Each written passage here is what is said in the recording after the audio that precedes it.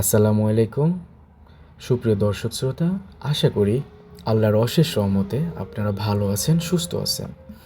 আজকে আপনাদের মাঝে নিয়ে এসেছি মৃৎশিল্প, মানব সভ্যতার অন্যতম প্রাচীন শিল্প।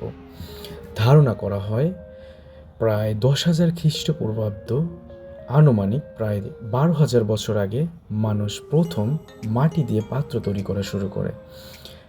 এটি মূলত নব্যপ্রস্তর যুগে বিকাশ লাভ করে, যখন মানুষ স্থায়ীভাবে বসবাস শুরু করে।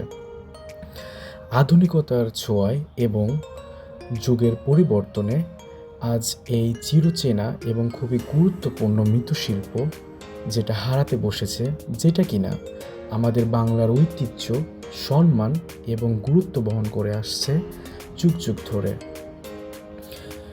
ধারণা করা হয় বিভিন্ন ইতিহাসবিদদের মতে মৃৎশিল্পের প্রথম নিদর্শন পাওয়া যায় প্রাচীন চীনে, পর্যায়ক্রমে জাপান, মেসোপটেমিয়া এবং সিন্ধু সভ্যতায়।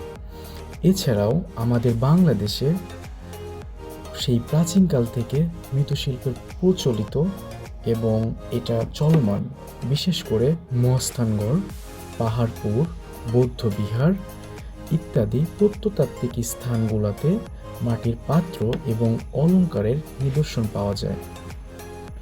তাই আসুন আজকে আমরা যারা আধুনিকতার ছোঁয়ায় এই আমাদের বাংলার ঐতিহ্য এবং সবচেয়ে প্রাচীনতম নিদর্শনটাকে হারাতে বসেছি, সবচেয়ে প্রাচীনতম শিল্পটাকে হারাতে বসেছি, আসুন আমরা এগুলোকে সংরক্ষণ করি এবং আমাদের বাংলার ঐতিহ্য এগুলো আমরা বহন করি পর্যায়ক্রমে আমাদের পরবর্তী প্রজন্ম জুড়ে, যেন তারা জানতে পারে আমাদের ইতিহাস, আমাদের উৎপত্তি।